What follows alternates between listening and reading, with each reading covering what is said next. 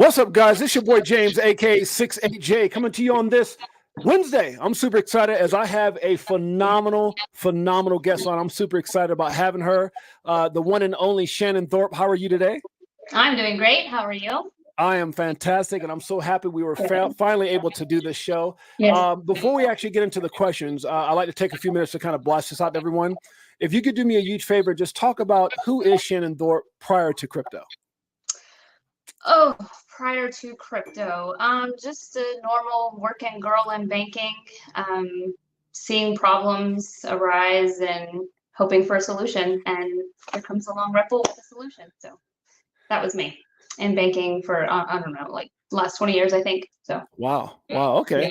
And so I guess the next question would be, what led you, or what was your first introduction to crypto? Was it like most of us, when we saw Bitcoin, or was it right at XRP? Like, how did you find crypto, and what was the first thing that you saw? I heard about crypto, gosh, I want to say it was like back in 2012, 2013, it was Bitcoin. Someone said, oh, it's going to replace the financial system. I'm like, yeah, right, whatever. No, it's not. Like, don't talk to me. And then in 2016, it was so weird. I guess that's when meme coins were starting to become a thing. And I heard about Dogecoin, and yes, I bought Doge. I'm guilty. But I made money off of Doge, and that's when I started try to venture out into other projects and whatnot. A friend actually told me about XRP. He's a tech guy, and he's a project manager type. He can take tech and correlate it to business and banking. That's what he does. That's what he does in banking. Yeah. So when he explained it to me, he basically said just a few key items of XRP, and basically that it can do the foreign exchange. Okay. And I was like, oh my gosh, that's just a no-brainer. I mean, I started buying it ever since. Oh gosh, I started buying it ever since. So yeah, it's been fun. now, when was your first? You said you got into crypto. Was it back in like 17 or 16? I want to say my first purchase was in 2016. Wow. Okay, so you've been around for a while, like a year, actually a year longer than I have. That's amazing. Oh, really? Wow. Yeah, that's amazing. So, yeah, that's amazing. So, let me ask you this. Obviously, you've been paying attention. You see this person, John Deaton. I'm not really sure how familiar you are with John Deaton. Love his story. He's got a book out, and he talks about the struggle in life. I think just the fact that he was so authentic was something that resonated with me. I'm from, the slums, or, welfare and projects and all the things that he went through. So I could relate to the mindset. A lot of times people think poor is something that a person just stuck with, but it's really a mindset. And once you can upgrade your mindset and really educate yourself and put yourself in a different perspective, mindset wise, it definitely enhances the things around you. So what do you think about John Deaton right now? Running for Senate, do you think it's a benefit to not just XRP but crypto as a whole? I guess win or lose, what is your perception of that? Oh, it's a huge benefit for crypto. Just the fact that we have one of the people who stood up, not only for XRP, the XRP army, but for crypto in general. I feel like we don't have enough voices in politics and stuff. To kind of keep pushing it forward. They keep trying to push this fear of crypto, and we need someone like John Deaton definitely in Congress or in Senate to get that resolved, because there's no reason why crypto's been around for as long as it has, and we've gone nowhere with it. Yeah. So it's vital that he gets in there to get her out. Yeah, no, I definitely agree with you. Now, I'm gonna take that that question in a different direction, if you don't mind, and I don't think it's something I actually put down. But do you feel like that's really what the SEC's goal is to create that fear, that chaos, that uncertainty? Because a lot of times I always talk about, you've been in banking, you've been in this industry for a while, and I'm sure you live here in the United States. I mean, there's no feeling that I personally get that the SEC is doing what's best for the American people. Do you feel the same? Oh, absolutely. And I feel that they continue to pass the fear so they can continue to take advantage of it, for their own personal gain. Yeah, no, I definitely agree with that as well. what do you think as far as like when we talk about, and I'm trying to get back over to my questions here. I was still letting everybody know. Let's talk about Ripple. Obviously, I know that you understand XRP. I can see that you're a fan of the coin itself, and I would imagine Ripple. How do you see Ripple as a company? And I mean that just from the fact that you've been around long enough to see us get to, the 68,000 in 2021. It retraced hard back to like what 16,000, 15,000, some change. Everyone was running. Banks were running, collapsing. People were firing, letting go of people, moving out of the. I mean, it was just total chaos. Yet Ripple, for some reason, still had the ability to grow, expand, all these acquisitions, bringing on some of the most brilliant minds around the world to their team. Would you say they're a solid company? And if so, why do you feel that way? I believe that they are a solid company. You don't put up this fight, this much effort, this much time, this much money to just fail in the end. Like that doesn't happen. I also wanted to mention all of the banking events and conventions and everything that you see Ripple at, especially the ones that they speak at. I'm pretty sure that those are types of events that they are asked to speak to. You typically have to pay to go to those events, and sometimes they're really, really expensive.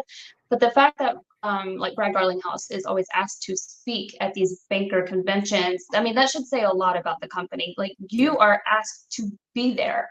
Right. I mean, it's kind of obvious. I don't know how to explain it past that. And to elaborate on that point, sometimes it really baffles me how more people don't seem to get and you've been in the space as long as I have. You see it from all different aspects. You see people who are Bitcoin maxis, or they like this coin, or they like that coin, and you're thinking to yourself, why don't they see the value in what XRP represents? And a lot of times, I think one of the things I've been really good at being in business as long as I have, Shannon, is that I just follow what successful people do. And I always research the companies behind those projects. And when you look at Ripple, a company that's full of integrity, a company that's fought the fight, that's put up all the money, like almost $200 million, that continuously is, showing that they're strong, they've been victorious. You would think that would give indication to people that they're following, the right business and the right opportunity. Why do you think more people don't see that? I don't know. I don't know if these people are, I've heard like through the grapevine that these are paid actors to kind of shill and attack Ripple and XRP and everything. I don't know if that's true. Right. I don't know why anyone would want to. Like, why would you pay someone to talk trash about a coin? Like, what's that going to do for me? Right. I honestly don't know. I don't really have a good answer for that. I don't know if it's just spreading fear or just being hateful. There's people out there that like to troll. So for whatever reason. And I would have to agree with you on the fact that I think the powers that be would put people into the space knowing that there's such a powerful space like X, formerly known as Twitter, and get people to say negative things and shill. And I would definitely have to agree with that wholeheartedly. Your thoughts on XRP? And again, this is not financial advice. What do you see XRP in the short term versus long term? Now I know we won't get too much into it because I know there's some thoughts and ideas you've given as far as like possibilities of where the price could go. And I think I always defend you in the sense that it's hard to make a prediction, even if that's the case, because more often than not, what you see is a corrupted system. You see a system that is very hard for any of these things to come into fruition, even when it looks like it. I'll give you an example. We get to a point where Judge Annalisa Torres rules XRP not a security July 13th, 2023. You got, time and time again, we're victorious in court. We come to what I think, Shannon, is a final stages of possible a settlement talk or a resolution. They're looking at, okay, well, let's look at the programmatic sales. It's about 700 something million. How much did we get at that? And then all of a sudden, when everyone has hope around the space, all of a sudden they deliver a $2 billion request, almost to kill the dream, to kill the hope, to kill the spirit, to keep causing conflict and confusion in this behind this asset. What is your thoughts on that in itself? The fact that all of a sudden this is ridiculous $2 billion request by the SEC from Ripple. Your thoughts on that? It is completely ridiculous. And I'm so glad you asked this question because I love putting things into perspective. Yeah. I won't say the bank's name, but you will probably know which one it is I'm talking about. Right. I think it was back in 2016, they were sued for opening up fraudulent accounts and charging fees to customers. I think it was a total of 16 million customers that were affected by it. Right. The fine that they paid was $2 billion. I think it was 3, and I think $2 billion went to the 16 million customers that were affected by it. Then the other billion, I believe, went to the SEC. So my thing is like, why do we have this global financial institution paying a couple $2 billion to the SEC, and then we have Ripple, who, yeah, we've been hearing about them in other countries, and they're getting global and everything, but Ripple is a new company compared to this one over here. This one was created before the Federal Reserve was created. Right. So I would love for Gary Gensler to justify the $2 billion that he thinks he can sue for. The two companies, like they're completely different. They're night and day. I don't understand what warrants $2 billion from Ripple. I don't get it. And then like, who's been harmed? Who's been harmed as far as investing? I haven't been harmed. And I haven't heard of anyone else being harmed either. So like the whole thing is just, I feel like it's a stage, honestly. Yeah, I agree with you. When you look at the last, I think they said dozen lawsuits in their entirety together that the SEC is going after, they don't even equal to like 1 point something billion, but they go after Ripple for $2 billion, which is just ridiculous. There's a lot of support for you here in the show. In the comments, you got a lot of people saying, great job, 100% Shannon. And we've got in just 11 minutes, we've got almost 600 people watching live. So what I want to do, Shannon, is I want to show you a clip that I had with Molly Elmore, who gave her perspective of why she feels the SEC is going after Ripple. And if you don't mind, I want to share that and then have you make a comment on that. If that's okay. Okay. Let me get to that real quick.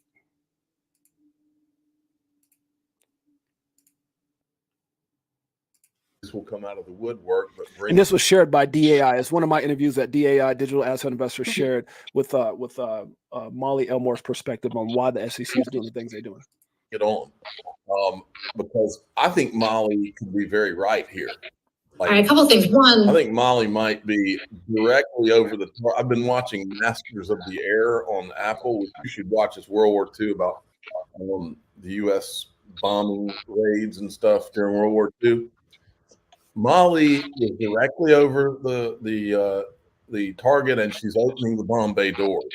All right, a couple of things. One, Gary Gensler has done us a service by having those MIT courses publicly available. And in one of those courses, he said that if you want to move in to the banking world, the legacy banking system, the monopoly, you got to like pay up, like in the mob. You've got to, pay the mob don of the other family if you want to enter into a new market. And so this is what the fine looks like to me, is they've conceded that XRP is going to be used, and they're like, we want our kickback, like in an organized crime. Now, so with just that part right there, I mean, does that sound like something? For me, it sounds very close to being true.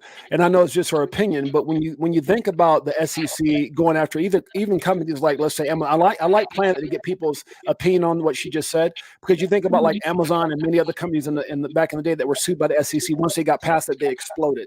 Do you think we're dealing with something very similar, where it's a pay to play, like this corrupted government, mob, if you will? And again, this is speculating, but you just got to look at the facts. Like, it's like, if you want to play here in the United States, Ripple, you're going to pay. Do you feel like I call it paying dues. You have to pay your dues to play in corporate America. It's just the way it is.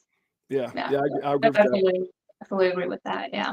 So you're, again, I'm gonna ask you 2 cents, or some people might call it 2 Satoshis.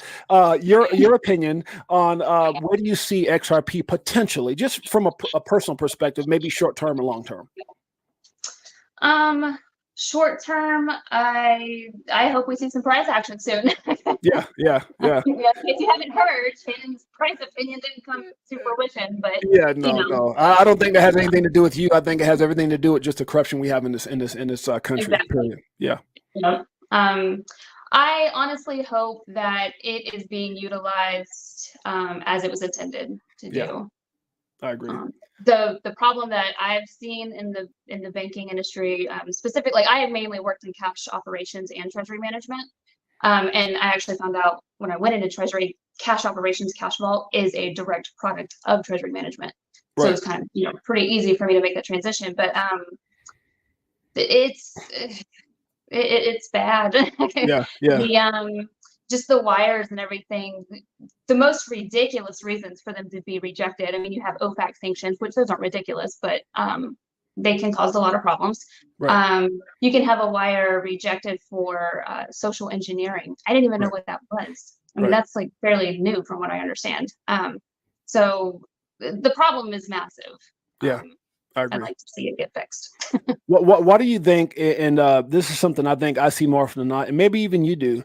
Why do you think that so many people get frustrated with XRP's price action? And I'm gonna give you my perspective and then see what you think. I personally think it's just because they're not educated and they don't understand what they hold and they don't know what it was created for. And maybe in many aspects they don't understand business and they don't, for me, Shannon, to go from, and I'm sure you remember this, when we used to go to Blockbuster and get DVDs, and then it obviously went to Netflix, and you have cabs that went to Uber, and you have hotels that went to Airbnb. This is a little bit more difficult when you're talking about the way that we send money globally. That's a bigger thing. That's a bigger deal. So Yeah. I just think that people, in my opinion, frustration comes because they don't understand what it was created for. And yes, XRP will go up when Bitcoin goes up, and it's going to dip with Bitcoin and the rest of the market.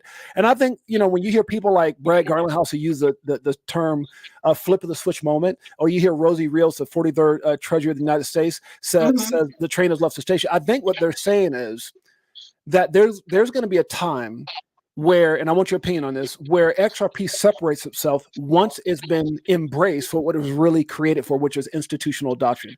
Your opinion on that? And is that why people are frustrated because they don't get that?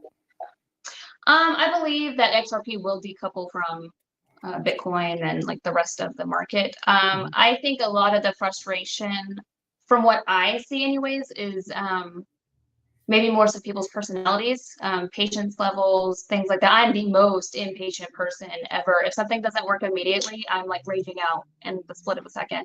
But I have learned patience with XRP. All I can say is I'm confident in what I hold. So like, I don't really go through the anger, the fear, the sadness, the euphoria. Like I don't go through all of those just because I know what I hold. And if I ever find myself like getting into that kind of mindset, I get off of X, because a lot of the times it comes from X. Just get off of X and just move on with your day. Go for a walk, go do something. Just take your mind off of it. Because it does, even though I know what I hold, reading negative comments over and over and over again, it does get depressing and just it just brings you down. You don't want to be brought down, So I really think it's just impatience, honestly. Not everyone knows like where we're going, and then scammers in the past been taking advantage of people all along, so it's like you don't really know who to trust, and just trust no one and do your own research, I guess. No, I agree with you wholeheartedly.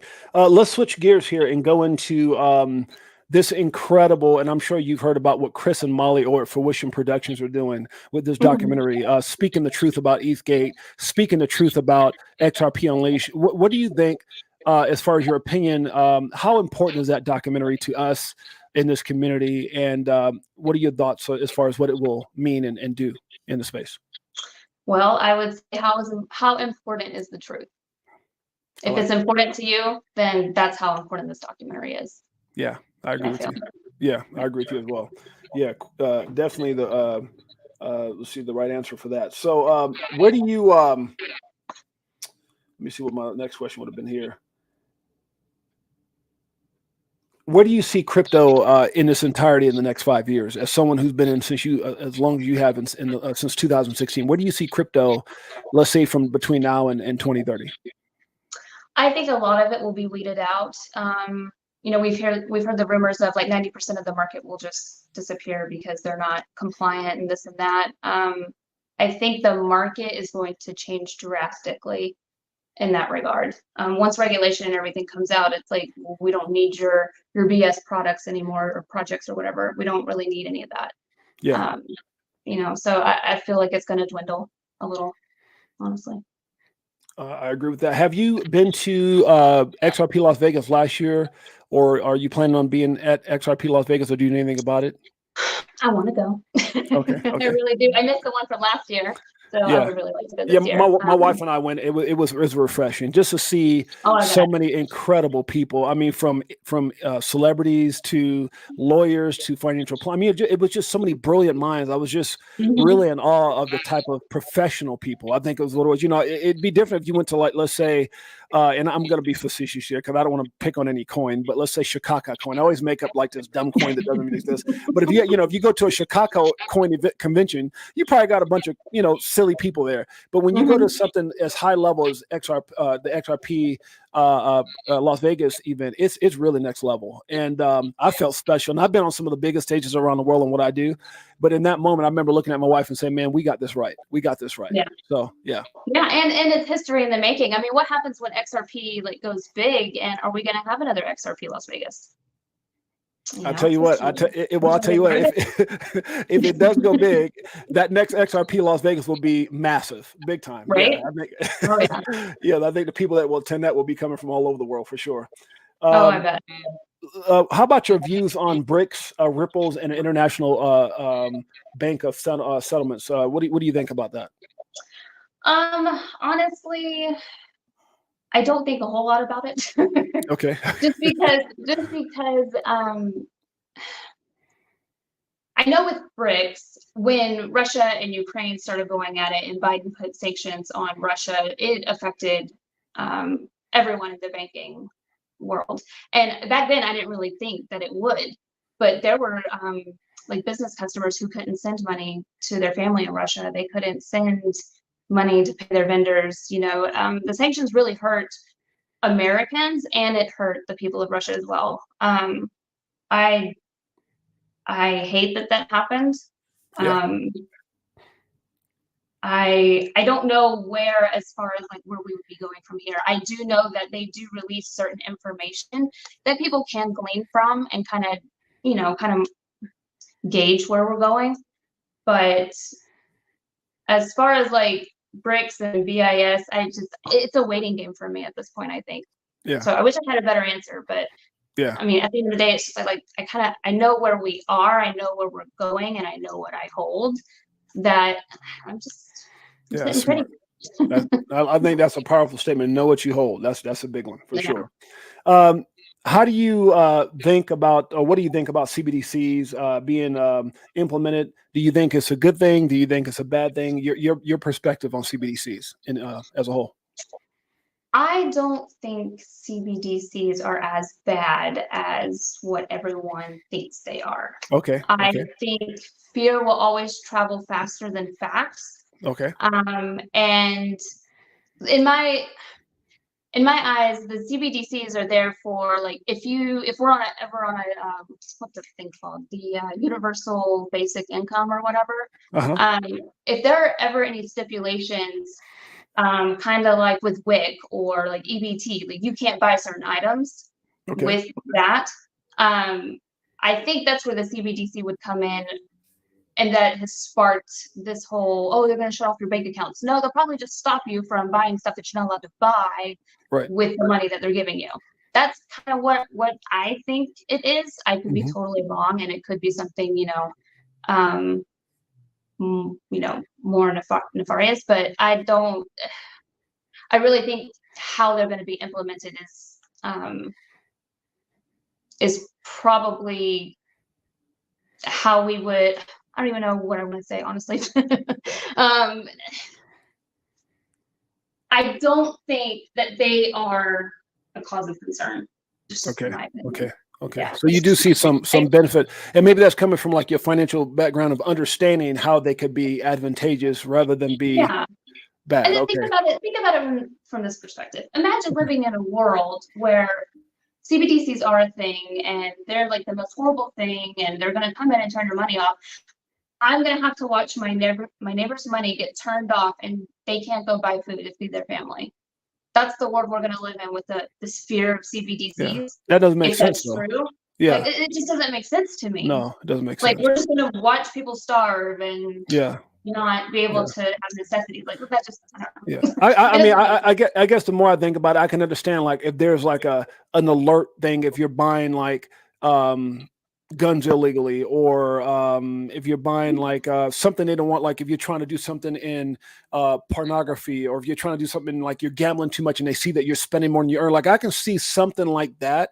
Yeah. Where it's maybe advantageous to keep a person in line. I don't know, but then even then you're going to have people say, "Man, you're messing with my freedom. I mean, you're taking away my rights." And I don't know. Like you said, maybe it's just a fear thing. Maybe there's some truth. I really have no idea. But I know that's a big topic right now for sure. And then think about it this way too. So when you mentioned like the guns and everything, there's 20 million people roughly in Florida. If half of them had guns and they tried to roll out, push out the CBDC thing, half of Florida, there's an army just sitting right there in half of Florida. Yeah. I mean, it wouldn't go over very well, honestly. Right, exactly.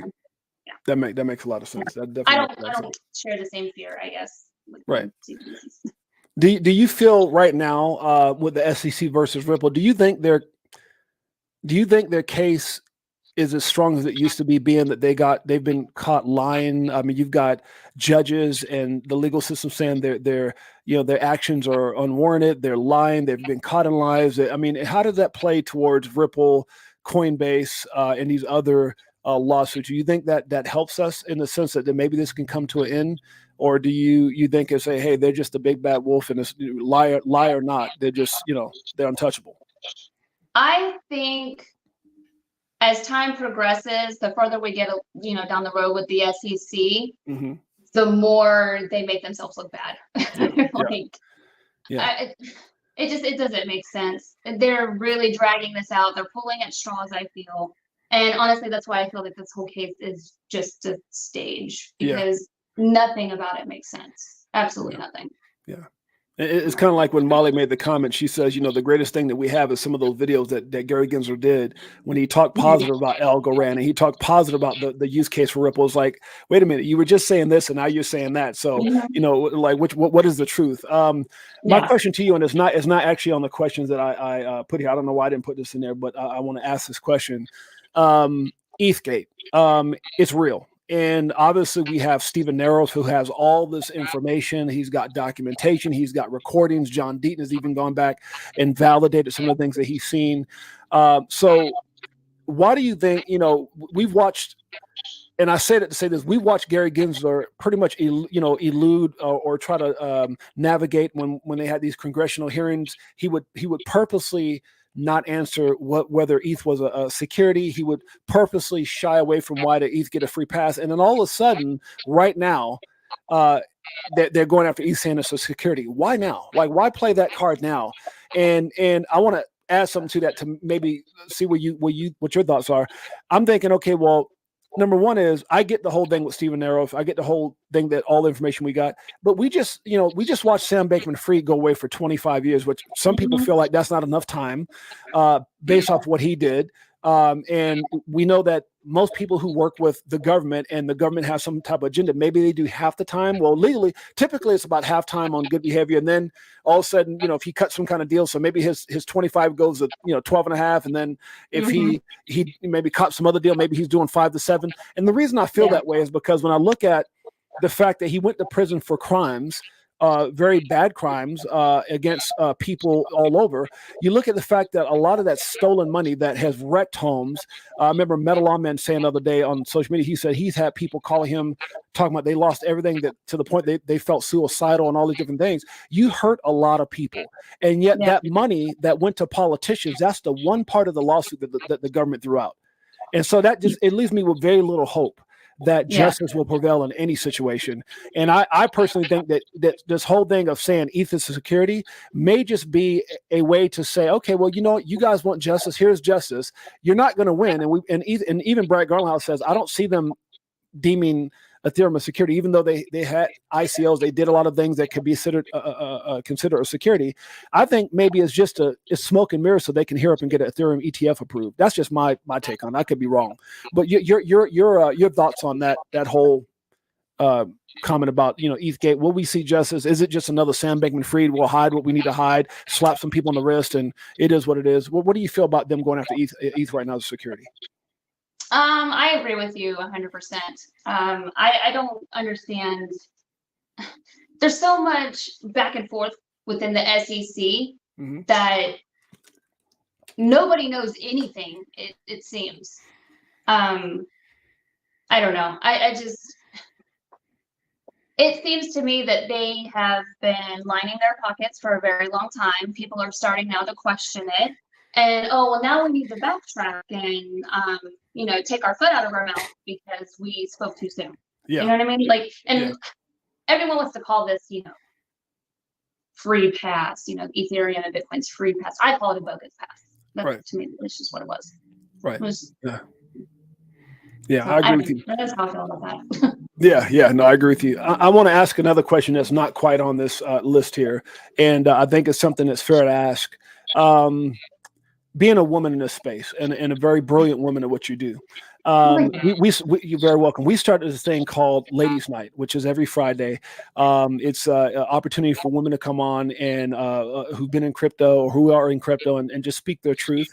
And we've got Molly Elmore on this week, and we've got Optimistic Prime. We've got Lady K. We've got Glam Graham, and we have Maya from Fruition Production. So we just get on and we just talk crypto, and so one of these days I would like to invite you on that. It's every Friday, 5 p.m. Pacific Standard Time, 8 p.m. Eastern Standard Time. We just talk about everything crypto from a woman's perspective. And the reason that was created, Shannon, is that more often than not, and here goes my question, I feel like women are disrespected in this space. I feel like, especially someone from your, if I come out and I say something, it's deemed different. If you come out and say something, they're ready to throw stones. I just feel like, and a lot of times, no, I'm just saying, Molly came on my show the other day and she said she was amazing. I'm talking about one of the most viewed videos I've had. And yet people, especially coming from, and I just got to be very blunt, and I'm not trying to dump on guys, but there's some guys in this space that could be very cruel to the point they say, well, what gives you the right to have an opinion? What gives you and I'm just like, what gives you the right? You know what I'm saying? So what have you seen in this space, or have you felt any of that maybe disrespect from the perspective of being able to speak your truth and your piece, or people taking you serious in the thing that you say? Because that's something I deal with all the time, and I hear women in my community that talk about those things. That's something that you see as well. And if so, how do you feel about those things? Yeah, it's something that I've actually experienced myself. I didn't want to really address it just because I don't like putting light on that kind of behavior, But yeah, I've been attacked in this space verbally. I've even had people reach out to my real estate brokerage and harass me through that avenue, I guess. So yeah, I see it too. I ignore it, or I try to anyways. Sometimes, people will purposely tag me and stuff just so I'll see it. And I'm like, I'm trying to be your girl right now. Don't let this red hair fool you. I will flip real quick. Right. So it's been a challenge. And honestly, it's disheartening, because when you are passionate about speaking about certain things, it does discourage you from coming out and talking, more about the things that you enjoy. And nobody should have to feel like that, especially on their own profile, their own platform. I don't understand it. To me, it seems very small-minded to attack people for absolutely no reason, just because you have something, a different opinion than they do. We're just gonna hate each other for that. It's just I think it just comes from a certain ignorant standpoint where I always say the greatest thing about crypto is that anybody can do it, and the worst thing about crypto is that anybody can do it, and that's the unfortunate truth, because there's people that I know in me and your professional life that we would never do business with, we would never associate ourselves with, and unfortunately, even though we're coming from, and it kind of goes back to why most people don't get XRP or even get certain things, is because we tend to do things predicated off of a decision off of doing our research, our due diligence from a business standpoint, a mindset. And a lot of these people just come in and they're trolling and they got nothing better to do. Like when I saw them make a comment on the interview with me and Molly, I think one of the most powerful things that Molly did was she didn't respond. And I think one of the powerful things that I did, even though I was upset, I looked at the fact that she didn't respond, and it made me not respond. I said, that's probably the most powerful thing that either one of us could have done, is not let them feel like they were relevant. Your opinion on that? Yeah, and then you get engagement out of it anyway, so what does it matter? Yeah, exactly. Like I get the Exactly. last laugh ultimately, so whatever. Yeah, big time. Yeah, big time. And so let me ask you this too, because we're doing real good on, as far as our time. We're about 34 minutes into it, almost 1,200 live viewers, which is crazy.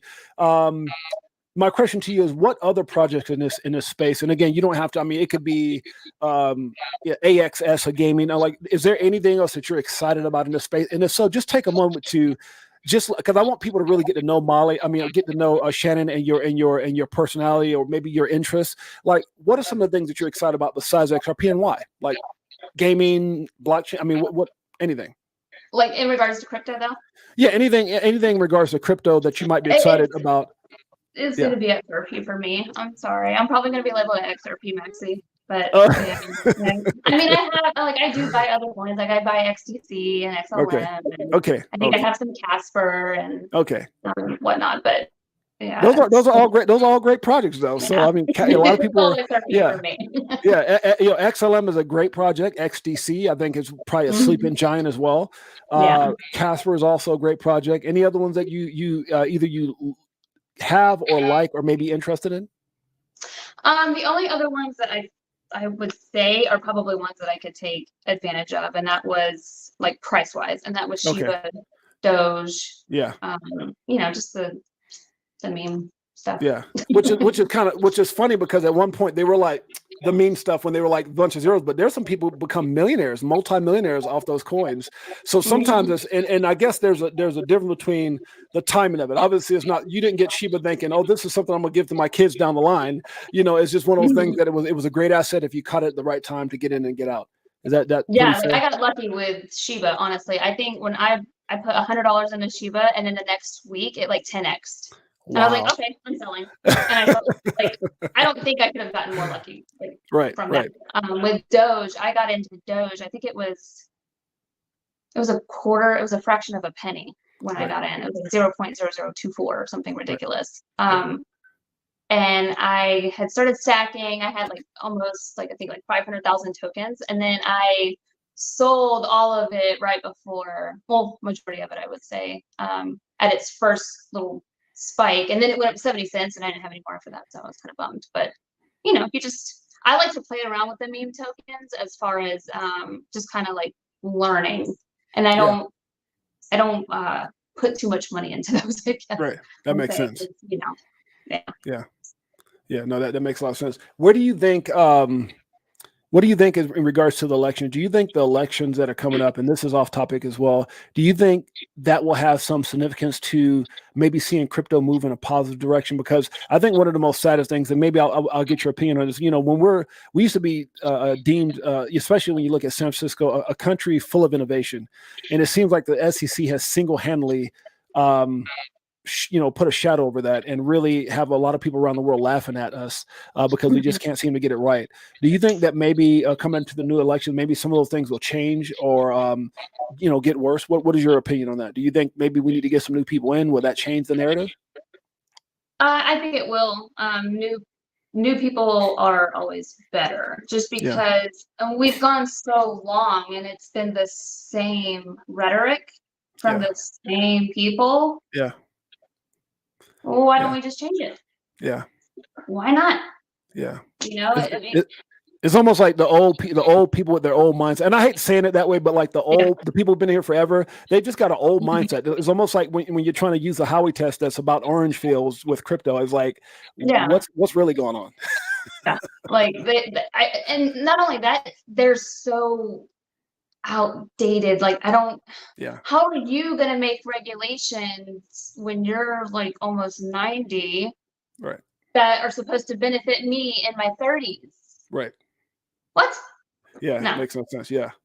So I think a lot of it will change with the new election coming, and honestly I feel like at this point that's kind of what we're waiting on. Because when I did the price prediction, I looked at Ethereum and when it's free pass and everything. So when it got its free pass, I think it was 18 months before it started, growing, we'll say. And then so it's well, XRP, we have real clarity. That's from a judge. We should be able to do it in half the time. Right. Apparently not, So obviously we're waiting on either the lawsuit Right. which that to me, I don't think that that could be it, because why would we be waiting? You mean to tell me that this case is stopping the rest of the world from moving forward? Like, why hasn't the rest of the world moved forward yet? That's right. I don't know. It's just, it's weird. That's why I feel like everything's a stage right now. Right. Even kind of, this election, everything. Yeah. The world is a stage, honestly. Yeah, I agree with you. I got a little bit of a quick clip. We're almost going to be out of here. We're only 40 minutes into the show, almost 1,300 people live. I want to show you a clip and then get your opinion on something I said, and in regards to what I think will happen, or what I think most people are going to do as far as missing the boat with XRP. And I just want you to listen to this and give me your opinion on it when we're done. $10 XRP will change most people's lives, and I agree with that wholeheartedly. But I also agree it's going to probably be one of the biggest regrets that people made, because again, if Lao Capital said a possibility of a $25,000 to $35,000 XRP by 2030, let's say they're 10% right. That's $2,500 to $3,500. Let's say they're 1% right. That's $250 to $350. Okay, screw them. Forget that. I mean, screw them, but forget that analogy. Let's go with Ripple itself. XRP, in order to work the way it has to globally, has to be at least $10,000. Okay, let's say they're 10% right. That's $1,000. Okay, let's say they're 1% right. That's $100. So my whole thing is, I think a lot of people are going to miss the 1% potential at $5 or $10, maybe $20. I think that's where people just have to have a solid plan, because I mean, $10 million isn't what it used to be back in the day. And again, that's not financial advice. I'm just saying people have to be smart. Everyone's going to have different levels. A $10 XRP changes a lot of people's lives. $100,000 changes a lot. So I'm not trying to dismiss that. All I'm saying is you should have levels of where you're cashing out. You have strategic levels of where you're cashing out, and I wouldn't go all out at a certain dollar. Again, that's not financial advice, but man, I don't know what's greater, to get $10 or to live with a life full of regretment if it potentially hits 100 or 1,000 or 10,000 or anything else that they're saying. It'd be crazy. Between all of us here, the stocks of Pepto-Bismol are going to go up because you're going to have a lot of sick people that miss the boat.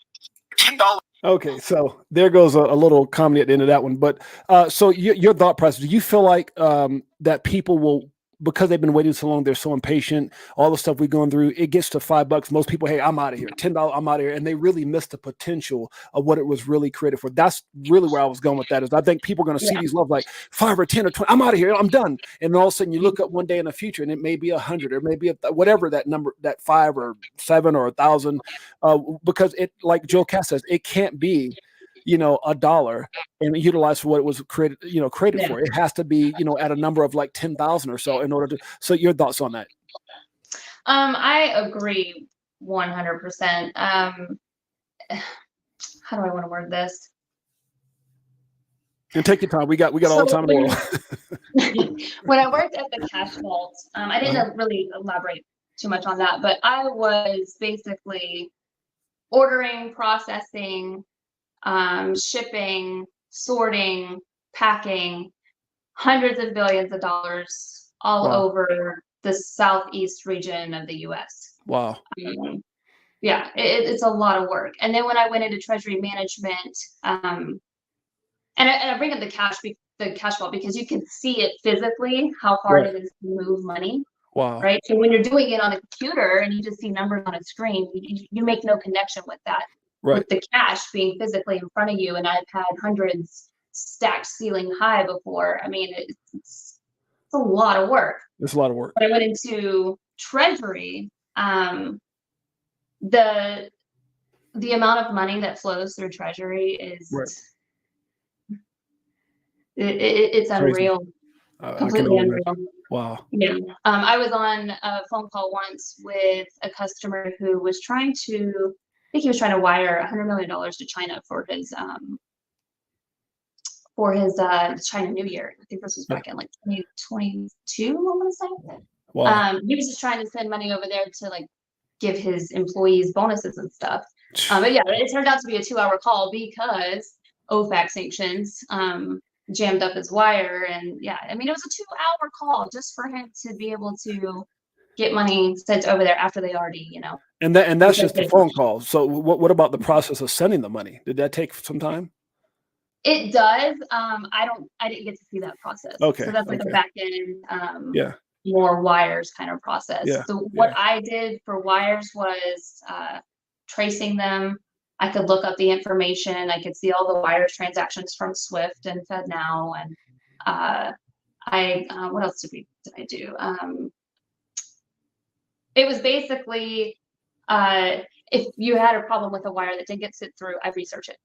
I can't really touch it or modify it or anything past that. Yeah. So I can only imagine if it took 2 hours for the phone call, let's say it took another couple few to send, who knows? I mean, it's definitely more than 3 seconds. Yeah, definitely way more. And this was already days that he had been dealing with it. So the problem exists. The problem is real. Yeah. I've witnessed it. Yeah, I think one of the other comments that I love by Brad is when he gave the comparisons to where Ripple started in just cross-border payments. He goes, that's like comparing Amazon back in the day when they were just dealing with books. They're so much more, and so are we. And I thought that was a powerful, powerful statement that I think a lot of people maybe missed. Your thoughts on that statement from Brad? That Ripple, XRP is so much more now.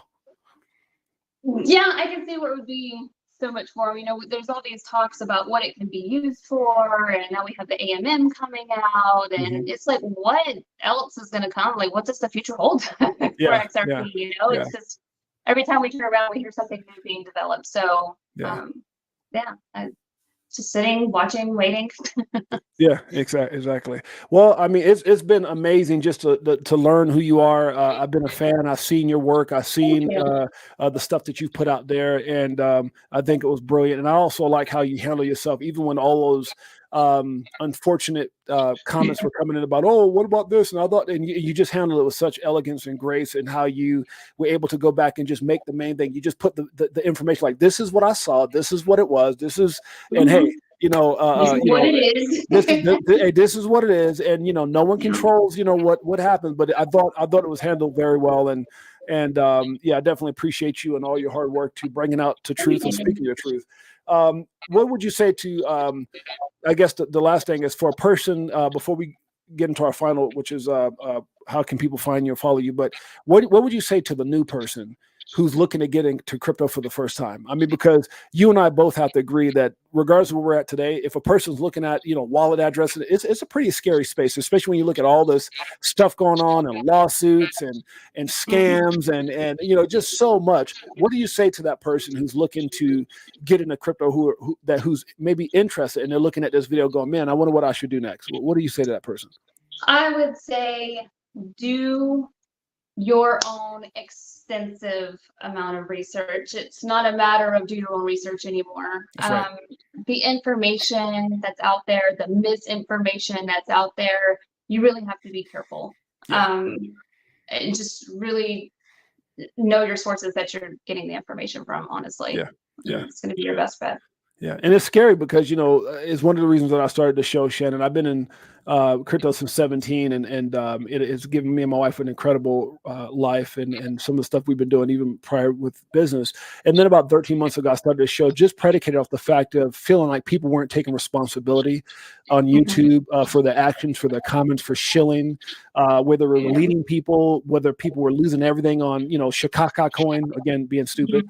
But just I think that's one of the reasons that motivated me. And one of the things I always felt with and I'll ask you this question too. I believe that obviously we're in a system that is set up almost like a slave type situation, not for a race, but for all people, where they want to keep us in this box, in this matrix where, we do just enough not to get fired. They pay us just enough not to quit so we can retire on just enough what barely got us by in the first place. And I think the thing that threatens, in my opinion, people like the SEC and others, is that crypto allows people to dream again. It's not about if you're 6'8" like LeBron James, or you could throw a football like Joe Montana. It's the fact that it's one of the fairest forms of capitalism. It's one of the fairest opportunities that someone can do something extraordinary. And again, I say this, and that is, I think it allows people to dream again. If you go back and take your advice, which is do your extensive research and make some smart decisions. Your view on that statement. I agree, and I agree that it gives people hope. Something to look forward to. Yeah. That's kind of how I look at crypto right now. People get so like, oh my gosh, XRP, what's going on? Da, da, da, da. And it's like, look forward to something. Like, give yourself something to look forward to so you can take the negativity out of your mind.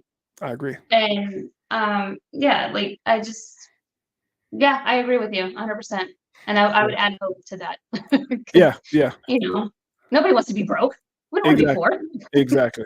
You guys do me a favor and go over to my friend Shannon Thorp's X page. It's at Thorp Shannon 87.